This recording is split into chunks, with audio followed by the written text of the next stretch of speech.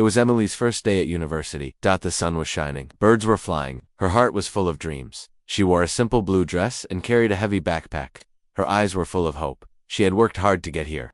Her mother always told her, "Study well, and one day your life will change." Emily walked through the big university gate. Everything looked new and shiny. The buildings were tall, the walls were clean, students were laughing and talking everywhere. She felt happy, but also a little nervous. Suddenly, her foot hit a small stone, and her books fell to the ground. Before she could bend down, someone was already helping her. A man, maybe in his 60s, slowly picked up her books. He wore a brown uniform and old black shoes. In his hand, he held a mop. He smiled and said, "Careful, miss, these books look important." Emily smiled back. "Yes, thank you so much."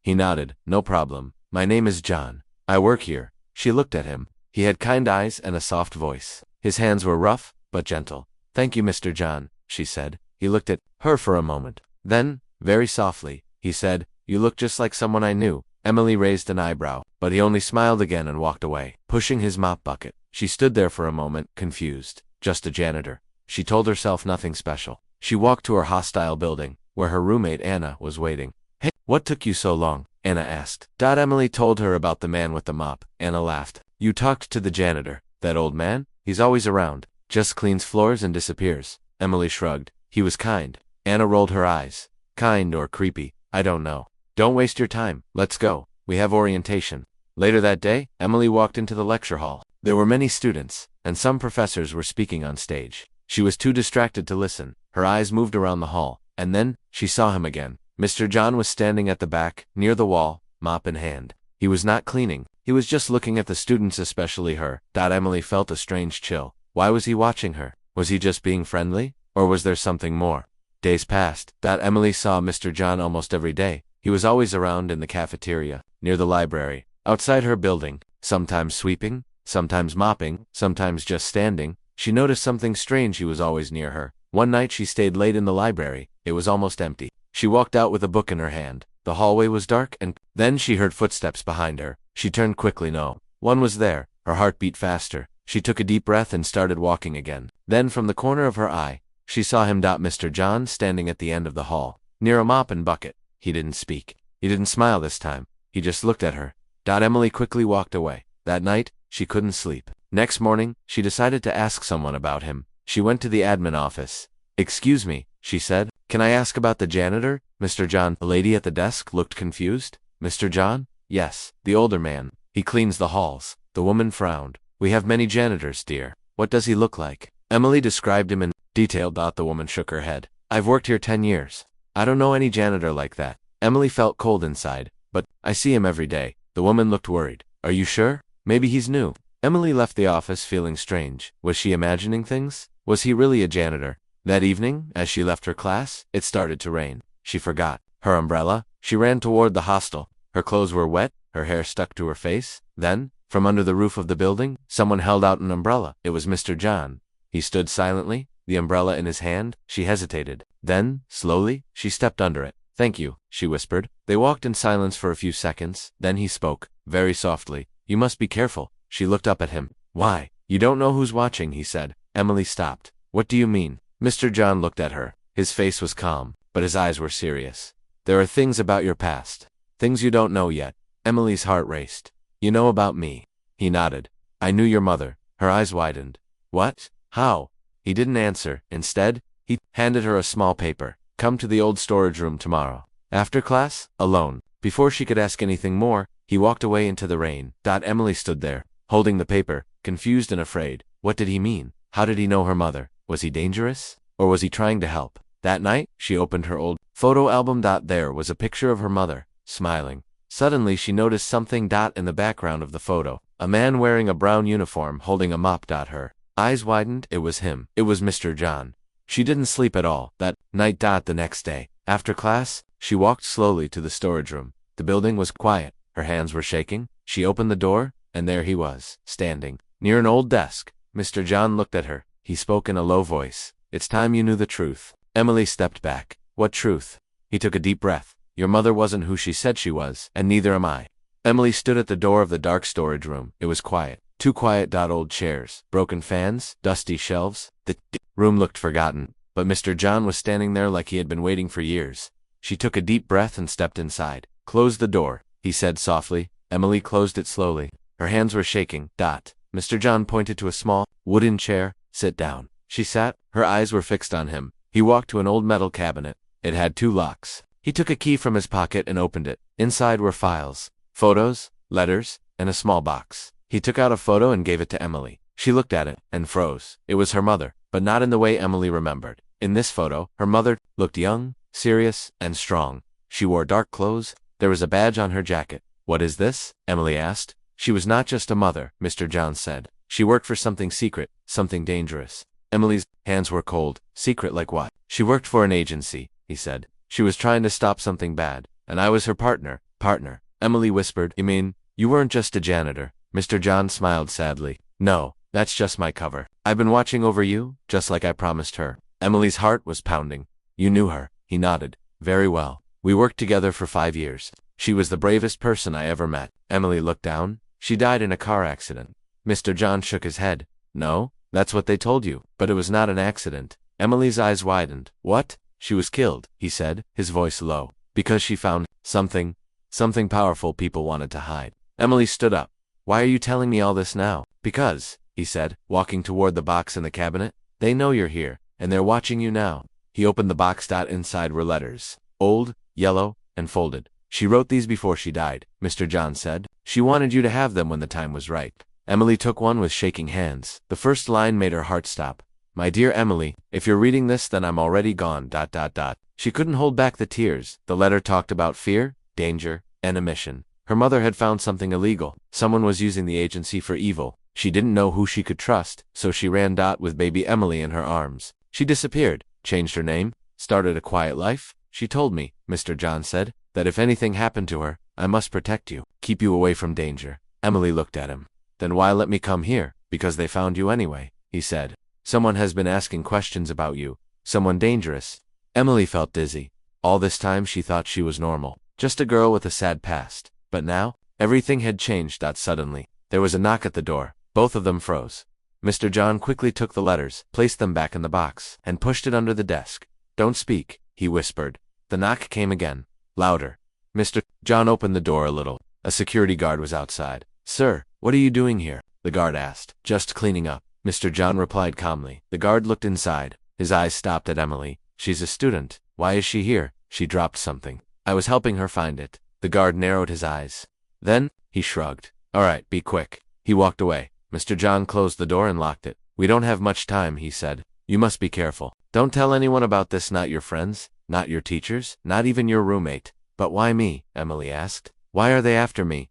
Because your mother hid something, he said. Something only you can find. Emily's head was spinning. What is it? He looked at her, his eyes serious. A key, not a real one, but a secret, a location, a code. I don't know exactly, but your mother believed only you could unlock it. Emily took a deep breath. Then, what do we do now? He handed her a small phone. Use this. Don't use your own phone. It's not safe. She nodded. Mr. John walked to the cabinet again. From behind it, he took out a small leather notebook.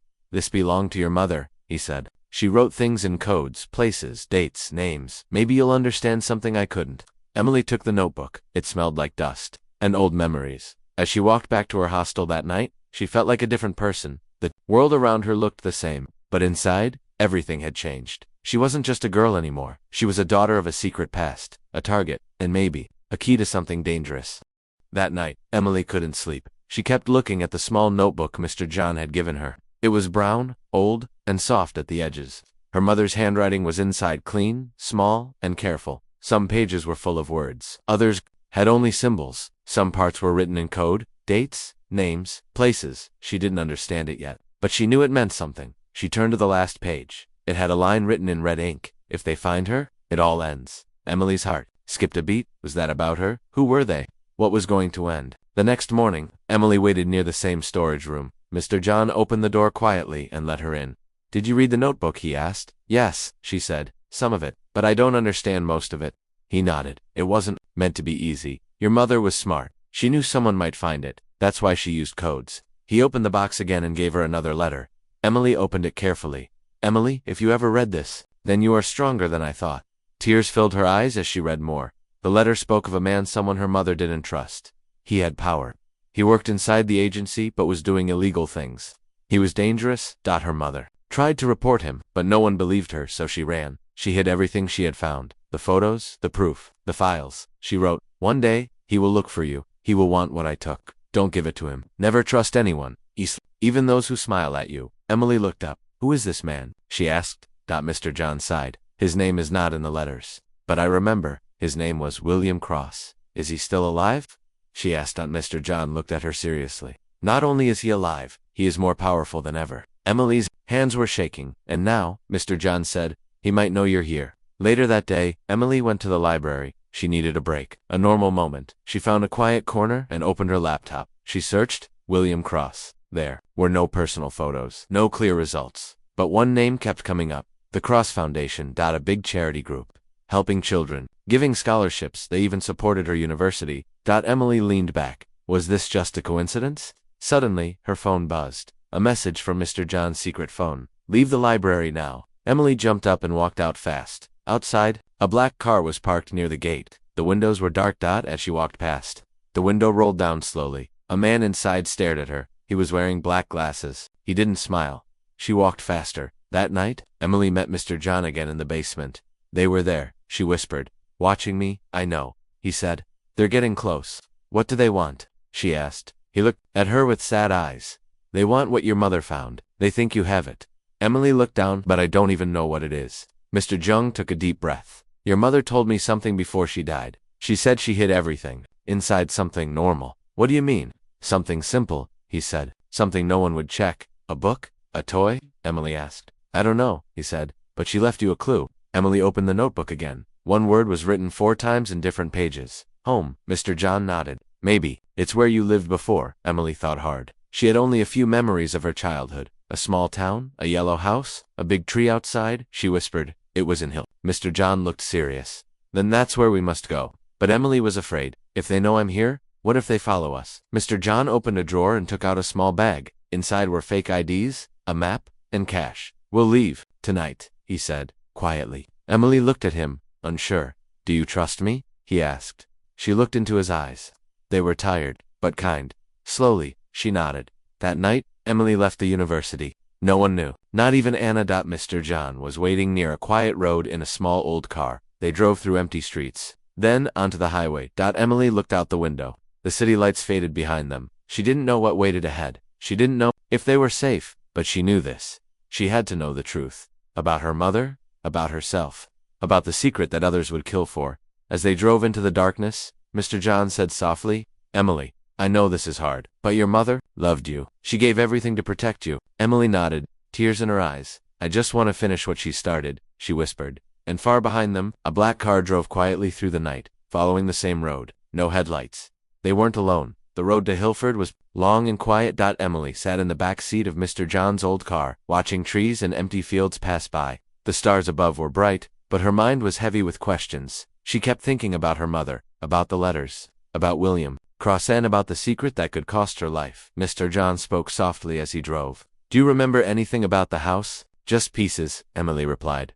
"It was small yellow walls, a tree with a swing, and a red mailbox." He nodded. "Good, that might help us find it." They reached Hilford early in the morning. The town looked quiet, almost forgotten. Small shops, dusty roads, and old people sitting on porches. No traffic, no noise. Emily stared out the window. "Nothing's changed," she said. Mr. John parked near a gas station. "We'll walk from here." He didn't want to bring attention, but fewer people who saw them, the better. They moved through small streets until Emily stopped near a familiar corner. "This way," she whispered. They walked past 3 houses. Then Emily pointed. "That one. That's it."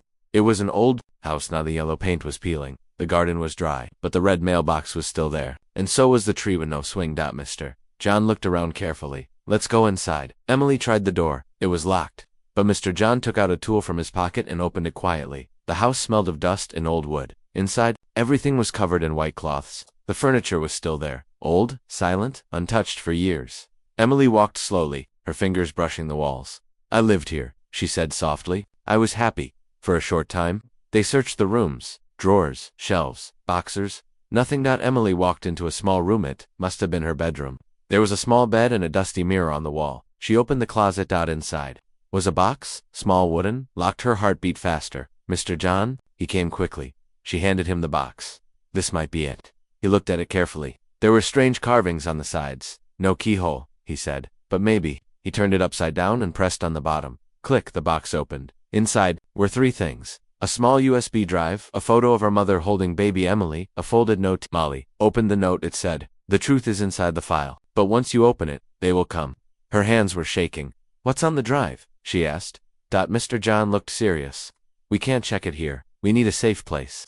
They left the house quickly, but someone had already seen them. A man in a black coat stood across the street, pretending to fix his bike. As they walked away, he pulled out a phone and made a call. They found the box, he said. Mr. John and Emily reached a small motel outside of town. They checked in using fake names. Inside the room, Mr. John plugged the USB into his laptop. A folder opened. There were files, photos, and 1 video. He clicked the video first. A woman appeared on the screen. It was Emily's mother. She looked scared. "But Strawn, if you're watching this, it means I didn't survive," she began. "But I had to do this. I had to leave the truth behind." She showed papers, documents with William Cross's name, bank records, hidden accounts, secret deals with dangerous people. "He's working with criminals," she said, "using the agency to protect them. I tried to stop him. I tried to tell the others, but no one listened." Emily covered her mouth. Her mother looked straight into the camera. "Emily, if you're watching this, I'm sorry. I love you. Run, and don't let them find you." The video ended. Silence. Emily was crying. She gave everything. "Just to tell the truth," she whispered. Mr. John closed the laptop. "This is the proof they're looking for. This is why they're hunting you."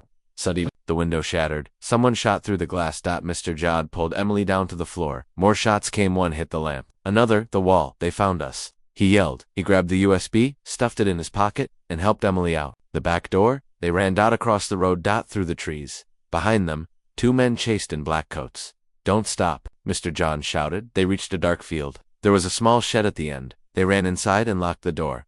Emily was breathing hard. "I thought we were safe." "There's no safe place anymore," he said. "Now they know what we have."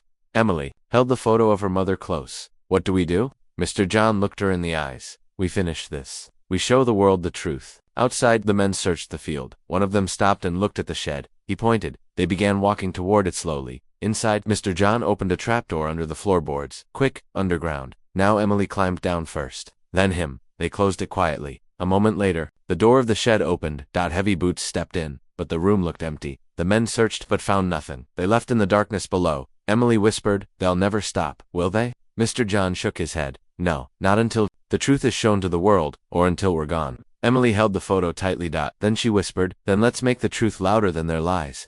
The ground under the shed was cold and dark. Emily and Mr. John sat in silence. Above them, the footsteps faded. The men in black coats had left. For now, Emily still held the USB. Her mother's voice echoed in her mind. "Run, and don't let them find you." But Emily didn't want to run anymore. She wanted to fight, to speak, to finish what her mother started. Later that night, they reached an old train station. It was far from town, quiet, broken, forgotten by the world. "But the place was one of our safe houses," Mr. John said. "No one knows it exists. Not anymore." Inside was a room with a table, a radio, a power generator, and an old laptop. They locked the door and turned on a small lamp. Emily sat down and opened the laptop again. The files were still there. One folder was marked, Project Nightfall. She clicked it. Dozens of documents opened. One showed a list of names important people. Judges, police officers, business leaders, all secretly connected to William Cross. Emily looked at Mr. John. "They're everywhere," she whispered. He nodded. "This is bigger than we thought." Suddenly, Emily had an idea.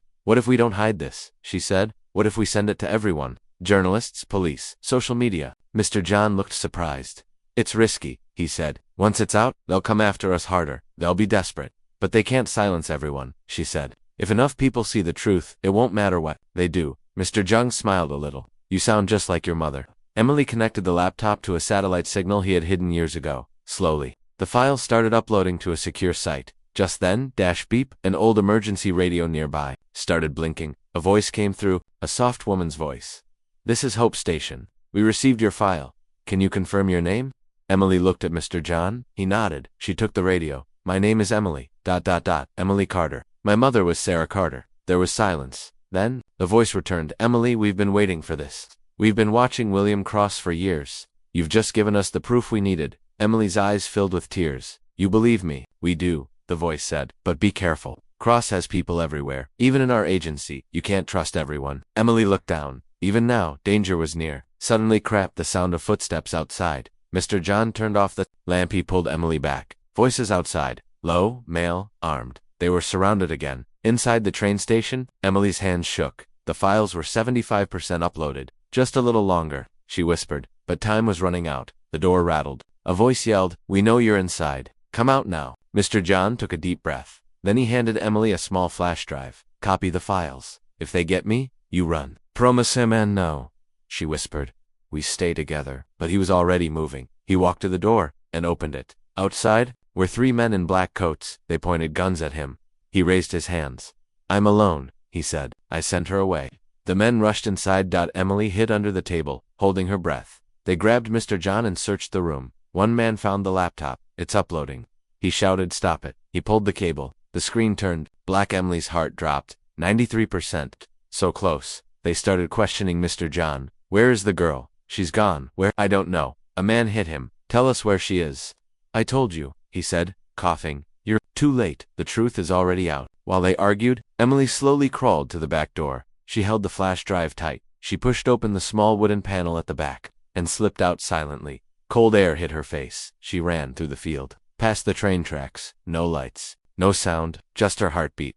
In the distance she saw an old house. She hid behind it and fell to her knees. Her body was shaking, but she was safe. For now she looked at the flash drive. Inside it was the truth. Her mother's work. Mr. John's sacrifice. And a weapon more powerful than bullets, a voice that couldn't be silenced. That night Emily sent the files again. This time 230 journalists, 10 police officers, 5 trusted people from the agency. She included her mother's video and her own voice. "My name is Emily Carter. My mother was murdered because she found the truth. Now they're trying to kill me too. But I won't let them win. Please help me share this.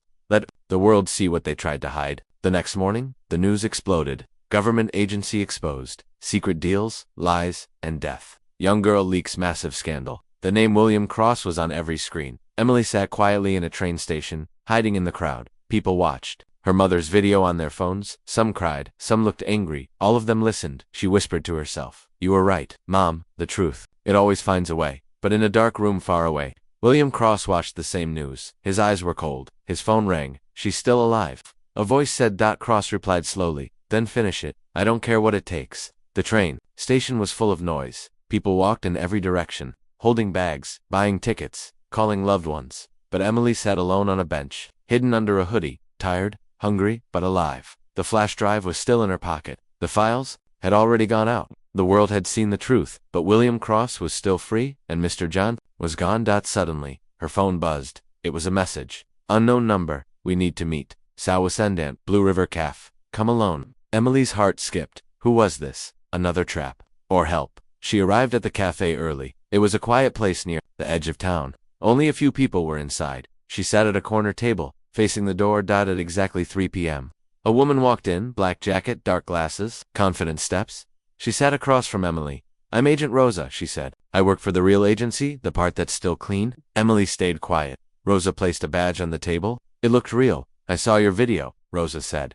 "Your mother was one of us. She was brave. And you just lit a fire." Emily leaned closer. "Then help me stop him." Rosa nodded. "We're working on it, but Cross is powerful and dangerous. We need a way to bring him out publicly." Emily thought for a second. "What if we make him come to us?" Rosa raised an eyebrow. "You mean a trap?" Emily nodded. "He's still trying to find me. Let him, but this time, we'll be ready." That night, the plan began. Emily created a new video. Her face was calm but firm. "You tried to scare me. You failed. I still have more proof, and I'm not done. I'll be at West Hill Park tomorrow at noon. If you want to stop me, come find me." The video spread fast. It was shared on news channels, social media, even hacker forums. Emily knew Cross would see it. She wanted him to. The next day, West Hill Park was full of people. Some came to support her, some just came to see what would happen, and some came to stop her. Emily stood near the center stage wearing a red jacket. A camera was pointed at her, live, online, worldwide. She held the flash drive in her hand. Far away, inside a black car, William Cross was watching the live stream. His jaw was tight, his eyes cold. "She's mocking me," he growled. The man next to him nodded. "We have people there. We'll take her out." Cross shook his head. "No, I'll do it myself." He stepped out of the car and walked toward the park. Back at the park, Emily saw a man in a dark suit walking closer. It was him, William Cross, the man who had destroyed her mother, who had tried to destroy her. He stopped just a few feet away. People nearby whispered. Some took photos. He smiled calmly. "You're very brave," he said, "but very stupid." Emily didn't move. "You're afraid," she said. He laughed. "Of you? No, you're just a girl, maybe, she said. But I'm not alone. Suddenly, behind Cross, Rosa stepped out. So did 2 more agents, then more, and more. From every corner of the park, people came out, undercover officers, reporters, live streamers. Cross looked around. Every camera was on him. Every eye was watching. You're under arrest, Rosa said loudly. He tried to run, but agents blocked every path. A woman grabbed his arm and twisted it behind his back. Cameras zoomed in. People cheered. Emily stood still, breathing heavily. It was done. He was caught, but Cross laughed. Even in handcuffs. You think this ends with me? He said. There are more, bigger than me. You've started a war. Emily stepped forward. Then I'll finish it. He stopped smiling. Later that evening, Emily sat in a quiet room. Rosa brought her tea. You did something powerful today, she said. But Cross was right. There are others, hiding, watching, waiting. Emily nodded. I know. That's why I'm not going away. Rosa handed her a folder. Inside were names, files, photos. These are the next ones, if you want. We could use someone like you. Emily looked up. Me. I'm not a spy. No, Rosa said. But you're brave. And the truth listens to brave people. Emily stood by the window. The night was quiet again, but inside her, something had changed. Was no longer running. She was ready to fight, to speak. The wind outside was cold. Clouds moved slowly above the city. Inside a small apartment, Emily sat at a desk. Before her lay a file Rosa gave her. It had 5 names. 5 people working in the shadows connected to Cross. Emily's eyes stopped. At one name, Daniel Rivers, a respected journalist, friendly, trusted, even interviewed her once, and he was her mother's friend. Emily stared at his photo. Her mom had once said, Daniel helped me when no one else would. Now he was on a list of possible traitors. Emily didn't want to believe it, but after what she had seen, she had to be sure. The next day, Emily and Rosa sat in a parked car. They were outside Daniel's office. Are you sure you want to do this? Rosa asked. Emily nodded. If he's innocent, I'll know. But if he's not, I want to see it myself. Rosa handed her a small microphone. Hide this in your bag. I'll be listening from here. Emily took a deep breath and got out. Inside the building, Daniel smiled when he saw her. Emily, it's been a while. I saw what you did at the park. You were amazing. Thanks, Emily said, forcing a smile. I just needed to talk to someone I trust. Daniel nodded. Of course. Sit down. Tell me everything. Emily sat across from him. She noticed a locked drawer in his desk. Her mother had once told her, Daniel keeps all his secrets in that drawer. They spoke for a few minutes. Emily told him she had more files, more secrets to expose. Daniel leaned forward. Interested, really, he said. Do you have them with you? Emily shook her head. No, but I'm thinking about sharing them soon. Daniel smiled. Before you do, you should let me see them, just to make sure they're real. His voice was kind, but something in his eyes felt wrong. Too calm, too curious. Then something strange happened. Daniel reached under his desk. Emily heard a soft click, a hidden signal. She looked toward the door. It stayed closed. But she felt her heart race. Suddenly, she asked, Did you know my mom was in danger before she died? Daniel froze. He cleared his throat. Emily, I told her to stop. She was pushing too hard. She didn't listen. Emily stood slowly. I think she trusted the wrong people. Daniel's face changed. His smile faded. Emily, he said softly, you don't want to go down this road. Some truths are dangerous. She walked to the door. Just before leaving, she whispered, so are lies. Back in the car, Rosa looked serious. I heard everything, she said. We'll search his office tonight. Quietly. That night, Rosa and 2 agents entered the building with a silent warrant. They opened Daniel's locked drawer. Inside were files, hidden documents, emails from Cross, payments, a photo of Emily's mother crossed out. Rosa's hand tightened into a fist. He gave Cross everything, she said. Even your mother's location. Emily stood in the hallway outside. Tears filled her eyes. He wasn't just a traitor. He was the one who led them to her mom. The pain felt like fire, but the fire turned into strength. She walked inside and picked up the photo. I trusted you, she whispered, but now, everyone will know what you did. The next morning, the news broke again. Famous reporter exposed in deep cover-up, friend turned betrayer linked to secret agency. Daniel Rivers was arrested that afternoon. Emily watched from a distance. No tears, only silence, only strength. Back at Rosa's office, a new file waited for her. This one had only one name, Maya Cross. Emily looked confused. Is she? Rosa nodded. William Cross's daughter, but she disappeared years ago. Emily frowned. Why is she important now? Rosa leaned forward. Because someone saw her 2 days ago. Near your old school. Emily's eyes widened. My school? Why would she be there? Rosa's voice dropped. Maybe she's not like her father. Maybe she's trying to help. Emily's mind filled with questions. Who was Maya? Where had she been all this time? And why now? Was she friend or the most dangerous piece of the puzzle? The sun was setting. Emily stood near the gates of her old school. It felt strange being back. The The place where everything began, where she first saw Mr. John mopping the floor, where her mother's secrets started to wake up. Now, it could be the place where it all ends. She clutched a paper in her hand. A photo, Maya Cross, the lost daughter of William Cross, seen 2 days ago right here. Emily waited by the trees. She creased, wore a cap, kept her head down. Every sound made her heart beat faster. Then a soft voice behind her. You shouldn't be here. Emily turned fast. A girl stood there. About her age, long hair, gray hoodie, eyes full of fear and fire. It was her. Maya. For a long moment, they said nothing. Then Maya stepped closer. I know who you are, she said. You're the girl who exposed him. Emily nodded. And you're his daughter. Maya looked down. I didn't choose him, she said quietly. I ran away when I was 14. I thought I could hide forever. Emily's voice was steady. Why did you come back? Maya looked at her. Because he's not the only monster. Emily frowned. What do you mean? Maya took out a small notebook. Worn out. Torn edges. Inside were names, codes, more secrets. This isn't over, Maya said. My father had partners. Some of them are still hiding. Emily flipped through the notebook. Her hands trembled. These are international names. Maya nodded. They'll erase everything if we don't act. Now suddenly bang. A loud sound in the distance. Gunshot. Both girls dropped to the ground. From behind a wall, a man stepped out. Dark jacket, cold eyes. I knew you'd come back, Maya. It was one of Cross's old agents. Emily grabbed Maya's hand. Run. They dashed through the schoolyard, over fences, past classrooms. The man chased them, gun in hand. But Maya knew the place better than anyone. She led Emily into a hidden tunnel behind the gym. Inside the tunnel, it was dark and cold. They could still hear footsteps above. Emily turned to Maya. We can't keep running. Maya nodded. I know. That's why I came back.